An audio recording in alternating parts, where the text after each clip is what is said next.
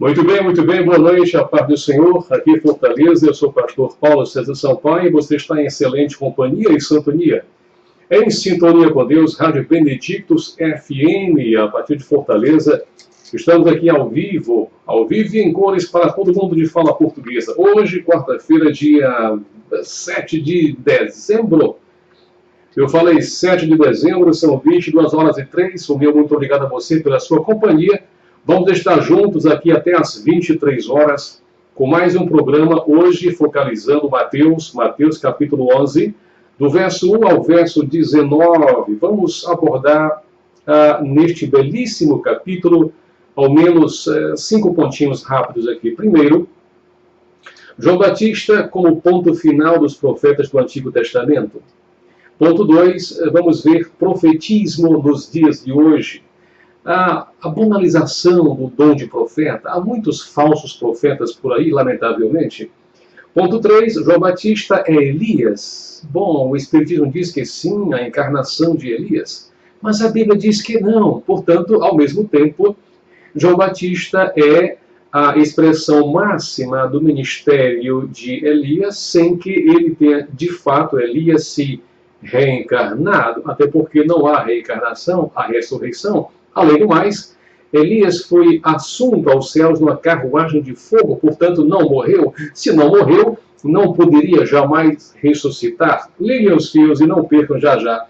Então, ponto 4, ser sábio é agir corretamente. Eu falei ser sábio é agir corretamente e não ficar por aí arrotando falsíssima espiritualidade, falsíssima, impressão, aparência de santidade. E ponto 5, Jesus é visto por alguns como uma espécie de glutão, comedor demais, boca larga, coisa que o valha, e também bebedor de vinho. Até onde isso é verdade? Vamos já abordar em nome de Jesus. Como de praxe, nós vamos ler na versão atualizada, Mateus 11, verso 1. Ora, tendo acabado Jesus de dar estas instruções a seus 12 discípulos ou apóstolos, partiu dali a ensinar e a pregar nas cidades deles. Quando João Batista ouviu no cárcere falar das obras de Cristo, mandou por seus discípulos perguntar-lhe: És tu aquele que estava para vir, ou havemos de esperar outro? Esta foi a pergunta de João Batista. Verso 4 diz, e Jesus respondendo disse-lhes, disse aos discípulos, ide, e anunciai a João o que estáis ouvindo e vendo. Os cegos veem, os coxos andam, os leprosos são purificados, os surdos ouvem, os mortos são ressuscitados, e aos pobres está sendo pregado o Evangelho. E sabe de uma coisa? Um acréscimo aqui é meu. E bem-aventurado é aquele que não achar em mim motivo de tropeço. Glórias a Deus. Verso 7 diz assim, então, em partindo eles, passou Jesus a dizer ao povo a respeito de João, olha que opinião fantástica, que saístes a ver no deserto, um caniço agitado pelo vento? Sim, que saístes a ver? Um homem vestido de roupas finas? Ora, os que vestem roupas finas assistem nos palácios reais. Mas para que saístes? Sim, para que saístes? Para ver um profeta? Sim, eu vos digo, e muito mais que um profeta. Este é de quem está escrito: eis aí eu envio diante da tua face o meu mensageiro, o qual preparará o teu caminho diante de ti. Verso 11 diz, em verdade vos digo que entre os nascidos de mulher, ninguém, absolutamente ninguém apareceu maior do que João Batista, mas, este mas é fantástico, mas o menor no reino dos céus é maior do que ele. Você me entende? Verso 12 diz, desde os dias de João Batista até agora, o reino dos céus é tomado por esforço, e os que se esforçam se apoderam dele. Grave bem isto, vamos explicar.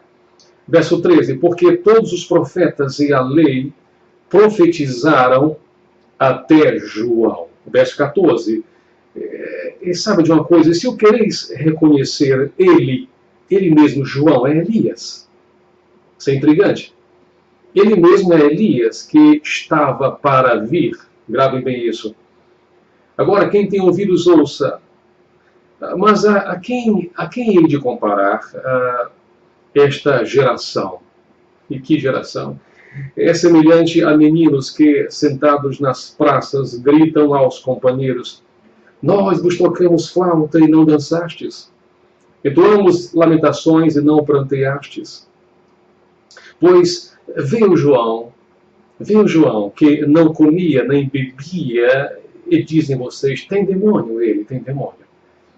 E veio o Filho do Homem, que come e bebe, e dizem vocês: eis aí um glutão e bebedor de vinho, amigo de publicanos e pecadores. Mas a sabedoria é justificada por suas obras. Gravem bem isso. A sabedoria é justificada por suas obras. Versão corrigida, como de praxe neste momento. E aconteceu que, acabando Jesus de dar instruções aos seus 12 discípulos, partiu dali a ensinar, a pregar nas cidades deles. Observem que, mais uma vez, aqui se mostra e se demonstram, se evidencia o ministério de Jesus Cristo, a começar dos seus próprios discípulos, a começar de suas próprias aldeias, alcançando toda a Judéia, toda a Galiléia dos gentios, todos os arredores, indo para a Decápolis, as 10 cidades, a leste do rio Jordão. Enfim, ele tinha uma mensagem muito clara, de modo que o mais simples agricultor poderia compreendê-la com bastante facilidade.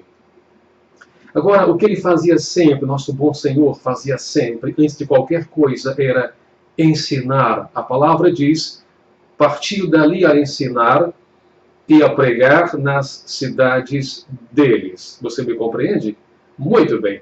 Para quem já está conosco, sabe que, em primeiríssimo lugar, vem o ensinar e depois o pregar. Em todo o ensino, há uma pregação. E nem toda pregação traz o ensino. E eu vou repetir devagarinho para você decorar. Todo ensino já está em seu bojo uma pregação. Todavia, nem toda pregação traz o ensino. Bendito seja o Eterno por isso. Então veja, a partir daí, a partir do momento em que Jesus Cristo, nosso bom Senhor, passa a ensinar e a pregar nas aldeias todas a mensagem às tribos perdidas, ao povo judeu em particular, ocorreu o seguinte. E João, ouvindo no cárcere falar dos feitos de Cristo, o que João Batista fez? Ele enviou 2 dos seus discípulos. Aqui nós compreendemos algumas pequenas coisas importantes. Primeiro é que João estava no cárcere porque o infeliz do cão, Herodes Tetrarca, havia mandado prender João Batista em razão da oposição de João Batista ao seu casamento com Herodias, mulher de seu irmão Filipe. E como João Batista de fato era um profeta de Deus, e não Maria vai com as outras, como se diz vulgarmente, e como João Batista de fato era homem de Deus e não transigia com o erro e apontava de dedo em riste na cara do freguês que ele estava errado, por isso que João estava no cárcere, para quem chegou agora a mando de Herodes Tetrarca, porque João se lhe opunha ao casamento ridículo, abominável, com Herodias, mulher de seu irmão Filipe. Então, todos sabem da história, não é? A menina dançou, e porque dançou, agradou ao rei, aquela coisa toda, ele prometeu 1001 coisas, e ao final e ao cabo, a mãe exigiu que a filha pedisse a cabeça de João Batista em um prato. Então, antes de ser decapitado, João naturalmente ouvira falar dos milagres, prodígios e maravilhas que Cristo fazia. E como João ainda tinha, evidentemente, discípulos, seguidores, ele manda que 2 dos seus discípulos, observem que 2 dos discípulos de João, portanto, havia vários outros, foram em busca de Jesus Cristo, a fim de saber se de fato aquele Rabone, aquele mestre, aquele profeta, a exemplo de João, também sem nenhuma escola profética nas costas, você me compreende? Não pertencia à escola de Shammai, ou à escola de Hillel, ou à escola de qualquer outro, mas ele estava fazendo coisas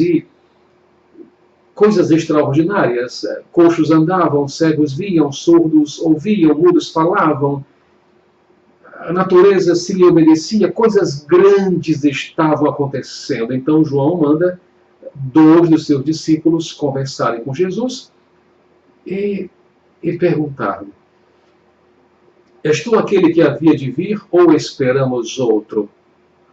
Porque o Israel de Deus estava sempre procurando, esperando um libertador, um Messias, não apenas espiritual, não apenas um ministro de justiça, uma liderança de justiça, de equidade, mas que também pudesse devolver a grandeza, a realeza a Israel. E é por isso que ele diz: és tu aquele que havia de vir ou esperamos outro?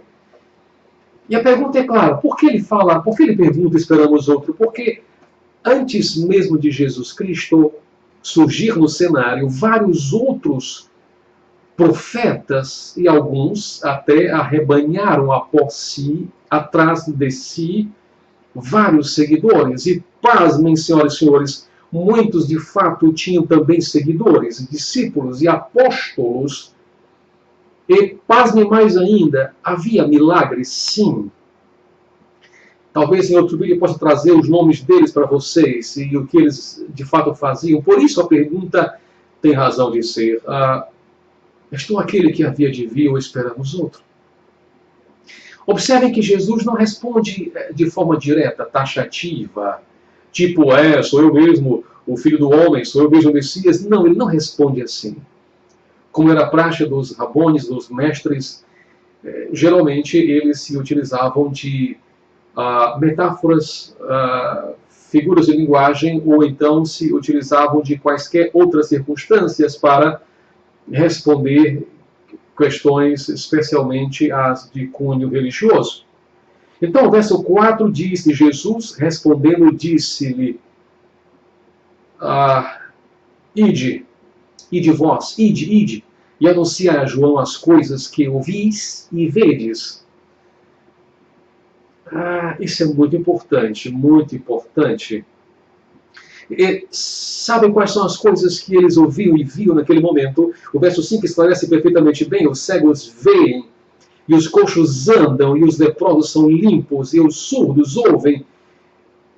E pasmem vocês, os mortos ressuscitam. Mas não apenas isso. Como se fosse pouco, aos pobres é anunciado o Evangelho. Gente boa de Deus, o Evangelho veio primeiro para o povo de Deus e muito especialmente para o povo pobre. Para aquele desprezado, para aquele que não tinha a quem recorrer, para aquele que era perseguido duplamente, perseguido enquanto vassalo de Roma, perseguido enquanto minoria, perseguido enquanto discordante de alguma escola rabínica. Ao pobre, veio o Santo Evangelho, primeiramente. Você me entende? Agora veja uma coisa. Versículo 6, e Jesus ainda continua: e bem-aventurado é aquele que se não escandalizar em mim. Feliz, bem-aventurado. Em latim é benedictus, daí o meu ministério pessoal chamar-se benedictus, que quer dizer feliz em latim. Bem-aventurado. Bem-aventurado é aquele que não se contradiz naquele que aprova com o Evangelho. Bem-aventurado é aquele que de fato negar a si mesmo e carregar consigo a cruz. Bem-aventurado é aquele que não achar em mim motivo de escândalo nenhum. Bem-aventurado é você que está hoje à noite aqui comigo, nesta pequena transmissão, neste pequeno estudo bíblico. E depois que Jesus, nosso bom Senhor, esclarece aos discípulos 2 de João Batista, preso lá no cárcere, o que ele faz? Versículo 7 diz, e partindo eles quem? Partindo os discípulos 2, começou Jesus a dizer às multidões, na versão corrigida, as turbas, as hordes, a respeito de João.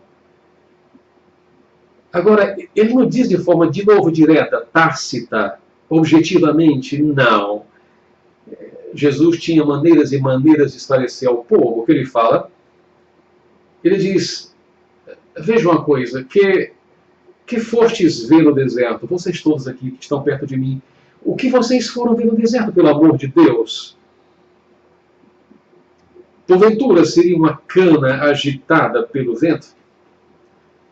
Eu penso que muitas vezes a gente lê este versículo e fica a imaginar o que significa uma cana agitada pelo vento. Ora, isso significa dizer que é uma coisa que não tem fixação. Ela é agitada pelo vento, ou seja, conforme a força do vento, o caniço dobra-se para a direita ou para a esquerda. Você me compreende? O que ele está dizendo aqui, de forma agora sim clara, para quem entende nas entrelinhas, é o seguinte, olha, João não era nenhum caniço agitado pelo vento, nenhum profetinha de Araque falsíssimo, como há tantos hoje em dia na terra brasilis. Não, João não era um caniço agitado pelo vento, conveniente, puxa-saco barato, para angariar algum tipo de benesse da liderança. Não, João não era esse tipo de gente. João não paparicava ninguém. João não tinha temor em falar, em denunciar a verdade e apontar a correção. Você me compreende, sim ou não? Eu sei que sim. Agora, a segunda pergunta que o nosso bom Senhor faz é ainda mais extraordinária, é o versículo 8. Diga-me uma coisa, que fostes ver vocês? Um homem rico, vestido, ricamente vestido? Não. Se havia alguém mais estranho, estranhíssimo, era João Batista. Primeiro pela sua dieta, né? Comia gafanhotos, com mel silvestre. Não é bem o que eu gosto de comer, mas enfim, ele comia. E vestia-se de peles, né? Não era um profeta como Isaías, por exemplo, que tinha acesso ao rei, não. Não era um profeta que tinha acesso à sociedade, que tinha uma certa respeitabilidade. João não era um profeta, eu vou chamar de cultico, você me compreende? João era um profeta fora do comum, a partir de sua aparência física, a partir de seus paramentos litúrgicos, se você quiser assim entender, mas sobretudo João era um homem destemido, para falar a verdade, doesse em quem doesse. Isso é fantástico, né? Isso é fantástico. Né? Agora veja, um homem ricamente vestido, não, porque os que se trajam ricamente estão nas casas dos reis. Vem a terceira pergunta que Jesus faz à multidão. Então, o que vocês foram ver? A que fostes ver? Um profeta? É uma pergunta tão óbvia, porque todos sabiam que João era um profeta. Todos sabiam e todos respeitavam. Até mesmo o infeliz do cão do Herodes Tetrarca, que o assassinou, sabia disso também. Portanto, a fama, o prestígio e também o prestígio e o temor que João infundia, incutia nas pessoas, especialmente às raposas, à trupe religiosa plantonista de então, era muito grande, gente boa de Deus, era muito grande, sim. O que vocês foram ver aqui, pelo amor de Deus? Um profeta? Sim, é muito mais do que um profeta, sim. Na verdade, João foi a culminância, foi a protuberância. João foi a expressão máxima do profetismo no termo absoluto da palavra do Antigo Testamento. Assim diz o Senhor, e ele começava então a profetizar. Você me compreende? Aquele sim era de fato um profeta à moda antiga, repito para quem chegou agora, expressão máxima da exuberância do Antigo Testamento. Agora ouça uma coisa. Versículo 10, porque é este de quem está escrito, eis que diante da tua face envio o meu anjo, que preparará diante de ti o teu caminho. Percebem? Ele era não apenas um profeta, mas um anjo que Deus havia preparado de antemão em consonância com as profecias messiânicas de Isaías. Sim, João era este anjo. Sim, João era este endireitador de veredas, aquele que prepararia o caminho de Jesus Cristo. E assim foi, e assim é, até hoje. Agora, para quem pensava que Isaías foi o maior dos profetas, maiores, para quem pensava que Jeremias, que Daniel, Ezequiel, e aí vem os menores, Sofonias, Miqueias, Abacuque e tantos outros foram importantes? Sim, foram importantes. Sim, fizeram milagres incríveis. Tomemos, por exemplo, como Elias e Eliseu. Elias fez tantos milagres e Eliseu fez o dobro deles, segundo se conta. Tudo isso é importante, sim. Nós nos encantamos com os profetas do Antigo Testamento. Que coisa tremenda eles faziam. E que desejo nós temos de fazer as mesmas coisas e oramos para isso e muitas vezes nós nos decepcionamos porque não fazemos nada, absolutamente nada, por mais que nós queiramos. Outros tempos, o Deus é o mesmo. Jesus é o mesmo, portanto a falha é nossa e não dele. Agora veja, tudo isso era importante, todos esses personagens, ou essas personagens do Antigo Testamento, são de fato homens de Deus. Agora sabe de uma coisa? Verso 11. Em verdade vos digo que entre os nascidos de mulher não apareceu alguém maior do que João Batista. Não apareceu. Não apareceu mesmo, gente, alguém maior do que João Batista. Então aqui o nosso bom Senhor põe João Batista na categoria máxima, ou no mínimo igual aos profetas maiores e menores. Igual a Moisés, igual a Elias, a Josué, a Elias, a Eliseu, igual a tantos outros. Não apareceu alguém maior do que João Batista. Você me compreende? Agora, veja. Para quem está já desesperançado de que, meu Deus, se é assim a verdade, e como é que eu fico, não é?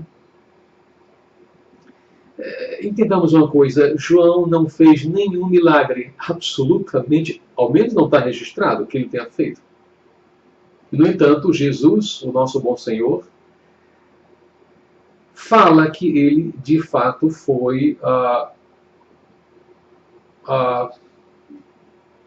o maior. Ninguém foi maior do que ele. Agora veja, mas aquele que é o menor no reino dos céus é maior do que ele. Aquele que é o menor no reino dos céus é maior do que ele. Você é maior do que João Batista. Surpresa? Sim, senhora, você é maior do que João Batista. Sim, jovem, você é maior do que João Batista. Por quê? Porque você tem hoje toda a obra completa, Antigo e Novo Testamento. Porque você e eu temos agora a revelação completa, total e acabada, e muito bem acabada. Não há mais dúvidas quanto a isso. Quanto ao plano de Deus para a nossa salvação e do mundo inteiro, e todos aqueles que nele crerem, bendito seja Deus. Portanto, não se apequene, não se subestime. Não pense que você é um João Ninguém, é um Zé Mané, porque você não é nem João Ninguém, nem Zé Mané. Você é filho de Deus. Nós somos filhos de Deus, vivo. E o menor entre nós é maior do que João Batista. Percebe? Então, se alguém tem algum complexo de inferioridade, é hora de ler e reler Mateus capítulo 11 e entender esta verdade absoluta. Qual seja, eu sou maior do que João Batista. Agora, isso não é para você se ensoberbecer e etc. Tal. Não, não é não. É para entender de uma vez por todas que fazer parte da nova aliança é infinitamente melhor do que a velha aliança. Bendito seja Deus. Verso 12. E desde os dias de João Batista até agora se faz violência ao reino dos céus e pela força se apoderam dele. Isso aqui é interessante. Nós temos a seguinte versão. Desde os dias de João Batista até agora se faz violência. Há pessoas que tentam à força entrar no reino dos céus, mas não conseguem. E, no entanto, há pessoas que tentam pela força do Espírito Santo, contra muita gente, contra muita coisa, e aí sim, aqueles que guardam a mensagem e vivem de fato no dia a dia de suas vidas, esses sim se apoderam da mensagem de Cristo Jesus, nosso Senhor. Você me compreende? Eu penso que sim. Não sei se estamos ao vivo aqui no Facebook, rogo a Deus que sim. Penso também que estamos ok na internet aqui pela Rádio Benedictus FM. Permita-me um pequeno ajuste aqui. E já retornamos em nome de Jesus. Muito bem. O verso 13, então, culmina e acaba bem a coisa. Se quereis dar crédito, é este o Elias que havia de vir. Ora, permita-me franqueza, quando o Espiritismo afirma que João Batista é a reencarnação de Elias, é um erro grosseiro primário. Primeiro porque Elias não morreu, ele foi assunto aos céus, no redemoinho carruagem de fogo. Portanto, premissa básica, se ele não morreu, não pode se reencarnar. Ligue os fios. 2. A semelhança que o próprio Cristo reconhece aqui em João Batista é quanto ao seu ministério e quanto à sua aparência. Você me compreende? Portanto, não se deixe enganar, meus amigos queridos benedictianos aqui. Não se deixe enganar jamais. O próprio Cristo disse, e se quereis dar crédito, é este o Elias que havia de vir. Glórias a Deus. Bendito seja o nome do Senhor. E quando foram perguntar ao próprio João Batista se ele era de fato o Elias, o que ele respondeu? Não, não sou. Glórias a Deus por isso. Portanto, não é tão difícil chegar-se à verdade, desde que alguém esteja de fato querendo chegar lá. Que maravilha. Verso 15. Quem tem ouvidos para ouvir, ouça. Pastor, essa expressão não é um tanto quanto redundante. Quem tem ouvidos para ouvir, que ouça. Porque, afinal de contas, o ouvido foi feito para ouvir. A questão não é essa. A questão é que tem gente que tem ouvidos para só separar as orelhas, né? Com a cabeça no meio. Um obstáculo. Um obstáculo entre as orelhas. Mas não pensa, não lê, não estuda, não sabe de nada. Esse é o problema. E aí vira presa fácil desses pauradores frívolos, numa linguagem paulina, que aparece na televisão, no rádio, na internet, em qualquer lugar do mundo. Ora, o velho profeta Oséias 4:6 dizia mesmo, é a verdade, o meu povo perece por falta de conhecimento. Sabe de uma coisa? Conhecimento não ocupa espaço. Se existe um HD capaz de guardar trilhões, quatrilhões de informações, é essa cabeça aqui. E a nossa é privilegiada, porque temos cabeçona. Cearense tem cabeça grande, ou não é? Bem formatada, dá para guardar muita coisa.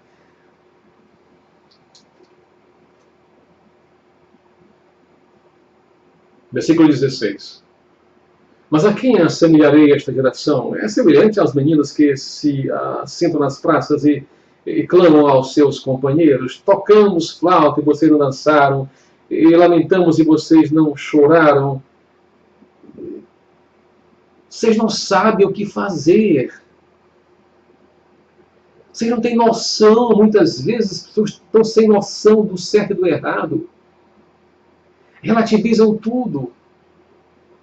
Desconstruir os absolutos da vida. Desconsideram, desprezam a palavra de Deus. Mesmo aqueles e aquelas que foram criados numa ambiência cristã, seja ela católica, apostólica romana ou evangélica. É uma temeridade. O relativismo dos últimos dias, a desimportância da palavra de Deus.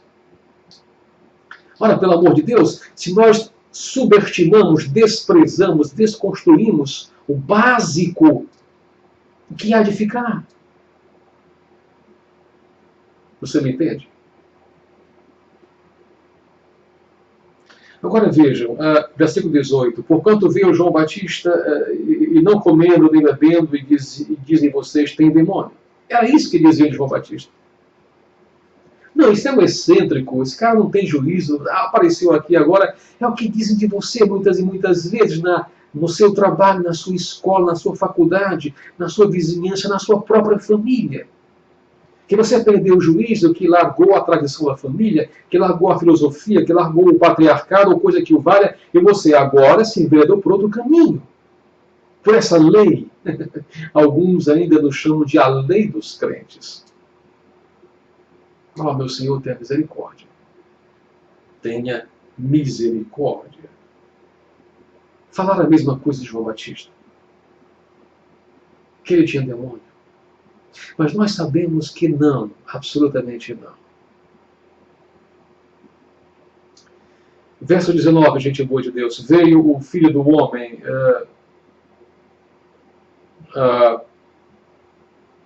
e dizem vocês, aí vai um homem comilão e beberrão, amigo de publicanos e pecadores.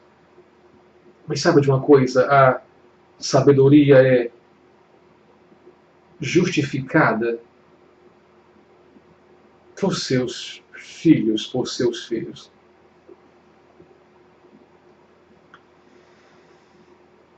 É bom lembrar que o primeiríssimo milagre que Jesus fez foi em Caná da Galileia, naquela festa, evento fantástico, núpcias, e transformou a água em vinho. E não foi qualquer vinho, não, desculpem, senhoras e senhores, foi o melhor dos vinhos. Prestigiando um casamento, não o tornando sacramento, porém prestigiando. E é evidente que ele lá comeu e bebeu. Não vou aqui entrar no mérito da questão, que tipo de vinho era aquele, se era mosto, se era vinho isto ou vinho aquele, se era fermentado ou apenas vinho doce, é outra questão. A Bíblia Pentecostal, esta Bíblia aqui, por exemplo, diz que não era vinho fermentado. Já outras versões, outros estudiosos afirmam categoricamente que para que o mestre de sala provasse e dissesse que era vinho de excelente qualidade, não poderia ser vinho não fermentado, mas é outra questão. O que eu trago aqui para vocês é o seguinte.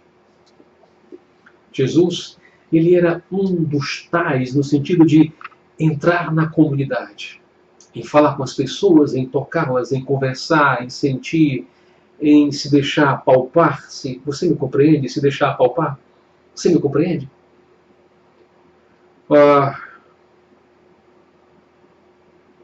Não é que ele fosse amigo de publicanos e pecadores, porque nem tempo ele tinha para travar uma amizade tanto mais profunda. Ele apenas queria salvar o mais vil pecador. E isso incluía, naturalmente, os publicanos, os traidores da pátria judaica, junto ao imperador romano. E pecadores, publicanos e pecadores. Todo publicano era pecador. Nem todo pecador era publicano. Você entende o que eu digo?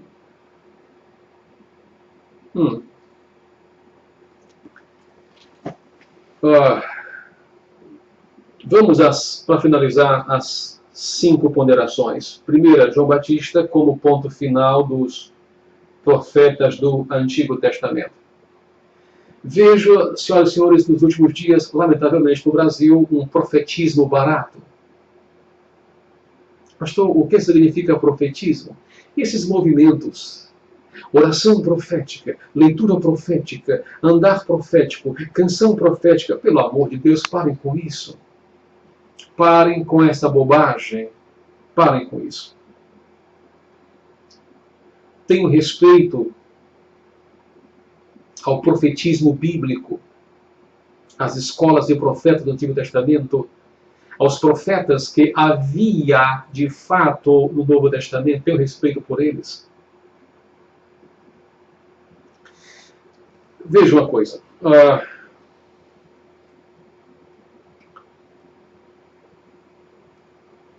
O que caracterizava um profeta do Antigo Testamento era o seu chamado específico, exclusivo, bem específico para uma missão. E houve até alguém que nem queria, Jeremias, por exemplo, mesmo assim ele acabou por aceitar a missão árdua de Jesus Cristo. Portanto, não é qualquer um no Antigo Testamento que exercia o ministério profético. Agora, este ministério profético, o estricto sensu, ele acabou no Novo Testamento. Havia João e uns outros poucos, Ágabo e outros. E pastor, e a partir daí o que houve? A partir do Novo Testamento nós temos o dom de profecia. O dom de profecia. Ou seja, o crente, o homem de Deus, a mulher de Deus, o jovem pode eventualmente, conforme a vontade do Senhor e a determinação dele ou dela em busca deste dom de profecia, ele pode profetizar. Mas mesmo assim, a sua profecia deverá estar debaixo da verificação dos demais profetas lato sensu. João 7,24. Você me compreende? E outras tantas passagens que falam que nós temos que testar o espírito dos profetas, para ver se as profecias deles ou delas estão de fato em consonância com a palavra de Deus. Nada que for revelado agora pode contrariar o que já está aqui escrito. Absolutamente nada. Nenhuma revelação poderá contrariar. Paulo é muito enfático em relação a isso. Gálatas, mesmo que desça do céu outro anjo que vos pregue outro evangelho que vá além do que aqui está posto, seja anátema, ou seja, amaldiçoar. Portanto, não se deixe enredar, não se deixe enganar por falsíssimas profecias e revelações. Cremos nelas. Somos pentecostais, mas não somos burros. E não vamos nos deixar enredar, engordar, ludibriar por essa gente. É por isso que tenham cuidado com esses profetas. Ah, eu sou um profeta. Você não é profeta nem aqui, nem em Bagdá. Você pode ter, eventualmente, se o Senhor assim o desejar, e conforme a sua busca, determinação e santidade, o dom de profecia. Liguem os fios. Em nome de Jesus, tenham cuidado com relação a isso. 2. Profetismo, nos dias de hoje, banalização do dom, acabei de falar. Existem denominações, lamentavelmente, que surgiram e se firmaram, e se fundamentaram, e se enriqueceram em cima de falsíssimas revelações. Pastor, cite uma delas. Por exemplo, a teologia da prosperidade, que não é teologia coisíssima nenhuma.